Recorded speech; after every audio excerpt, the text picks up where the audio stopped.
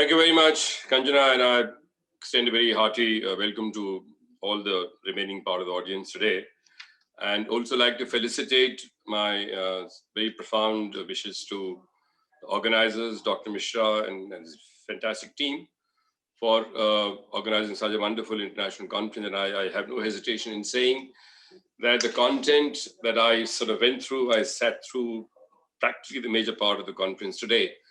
I'm extremely impressed by the range of content, the range of research background, the range of intellectual input that had gone into by the different participants. And surely the takeaways from this conference would be very immensely profound and immensely useful to people who are engaged directly or indirectly in this industry. You see, three broad features. I'm not getting into the details of the nitty-gritty of the subject topic, which obviously was discussed threadbare by the great people, participants here. But I would like to sort of have a broad, overall, overarching view of the entire process that we are going to be impacted by this so-called digital revolution. You see, the three dimensions that were constantly being talked about during the entire day and are being talked about everywhere is what is called technology and change. Now, technology is bringing about profound changes. There's absolutely no doubt about that. But let me share with you a French phrase which I'm pretty fond of quoting often, which says, "Plus ça change, plus c'est la même chose. Plus ça change, plus c'est la même chose." Translated in English simply means the more things change, the more they remain the same. Now, ladies and gentlemen, if one is to look at the very profound statement, profound meaning, connotation of this particular phrase, you can't dismiss it like that. Although at one level we are saying change is only constant, we are also saying that change keeps on happening over time. Every moment we are being subjected to a particular change, but look deep within you and you find there are certain fundamental aspects, fundamental precepts of our existence and our value system has not changed ever since the beginning of civilization. A lot of things which were talked about 2,000 years ago by our sages, whether they're incorporated in Vedanta philosophy or Bhagavad Gita or by Adi Shankaracharya, they continue to remain exactly the same. They haven't really undergone about the human psychology. And even it is not as if the kind of technology and knowledge is not available 3,000, 4,000 years ago. It probably was a far superior level.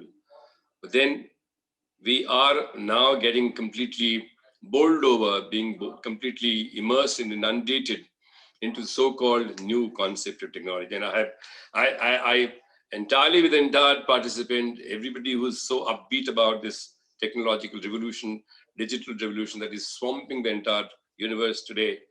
But at the same time, I also would like to sort of remind you that if you look at three dimensions of the entire ecosystem that we live in, let me talk about the men, the human beings, technology, and the environment. These are three edifices which impact, which have a correlation, which have an interaction with each other. And it is essential for us to make sure that at least all these three elements, these three entities coexist in a complete harmony. Now let's look deeper into it. At one level, men were smarter. Machines about maybe 100 years ago were not as smart. There were a lot of technological changes that are happening, but now the machines, the gap between the smartness of human being and the machines are getting narrower. There might come a stage where the difference between the men and machine might start blurring completely. I would damn that particular day to happen. Extremely important to continue to keep a distance, a respectable distance between the smartness of a machine and the smartness of a human being. Human beings have to partner with technology, but human beings have to be a dominant partner. Please mark my words. At the end of it all, the civilizational pivot, civilizational center is the human being. Technology can come and go. Technology can even self-destruct itself. Technology can also raise its own Frankenstein, as it were. but the human being has to continue to remain the center of existence and move over to a larger context of this universe. Human being as an integral part of the environment also has to be subservient to the overall cause of environment. When we talk about environment sustainability, we're talking about that, look, we are here for 70 years, 80 years, 100 years, but this universe, this nature, this entire entity called planetary system will continue to be here. We owe it to the universe, therefore, that whatever we use our own smartness, our own technology, but not at the expense of the environment, universe, which has a much longer life, so it has to have much longer sustainability, not only for you, me, Timra, Jitendra Mishra, or Nitin Shukla, Saxena, but for the entire universe, the posterity, our children, grandchildren. So we owe it to them. You know, one study reveals that this planet has sufficient resources to support 400 crore people. That is 4 billion people. Because we all have to understand that whether you talk about computer, whether you talk about technology, whether you talk about human beings, Panchabhut, whatever you talk about, whatever there is visible in this world is all creation of the resources of this universe. It has been brought in from here.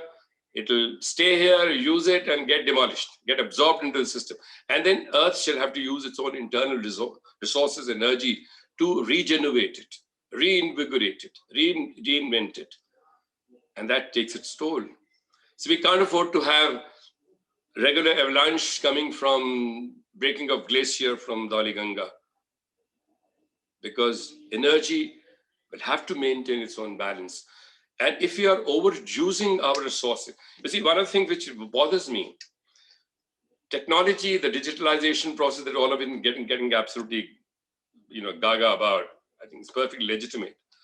But at the same time, the technology also speeds up the productivity, the efficiency of the entire system goes up, which really means the efficient uses of resources, which really means a larger number of resources being used over time.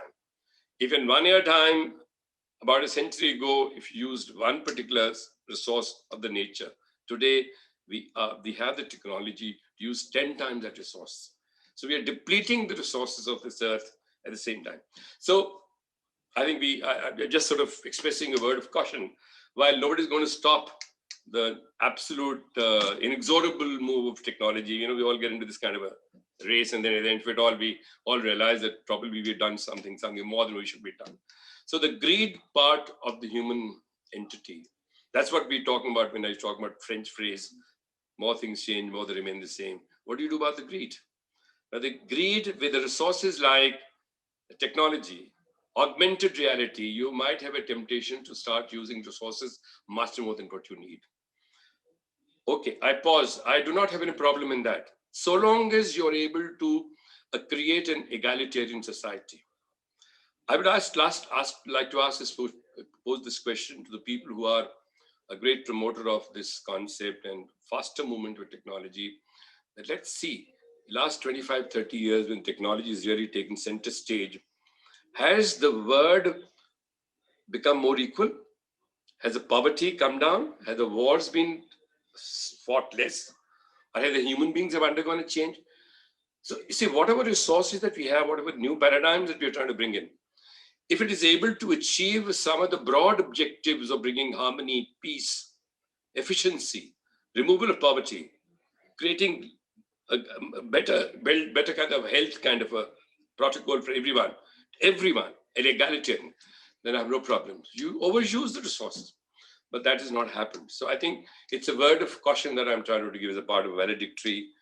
We've heard wonderful things about it, and I have no disagreement with any of these things. The only thing that I'm trying to say, let's make a judicious use of the technology. The men have to have an upper hand. Men cannot be subservient to the technology. Technology has to become the servant to the man. Man is to continue to remain a master, but at the same time has to make sure that it is not driven by excesses, is not driven by greed, is not driven by a sense of megalomania. You know, when you have weapons in your hands, you become megalomaniac. That you become so arrogant about your powers that then there's no stopping you in terms of bringing about destruction, including indulging in what is called a self-destruct syndrome. It's a great session that you brought in this conference, and I think it's a fantastic success. And I was sharing this with Shishir, in the morning, the chairman, that I'm extremely happy, and I've one of the wonderfully organized and content-wise and administrative-wise, a great conference and great learning from here. But at the same time, I thought, let me be a devil's advocate. Let me present a different picture. Let me also caution everyone here, and let's not get completely overboard, go overboard into this. Slow and steady. Unfortunately, this technology doesn't allow us to be slow and steady. It allows us to move in a faster track.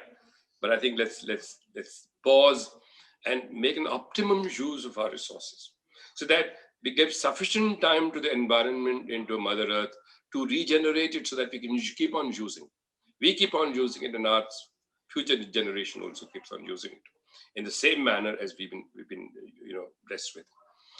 I've always inform people that one of the great pictures I've recently saw about the other aspect of digitalization is a film made by Netflix or something called Social Dilemma.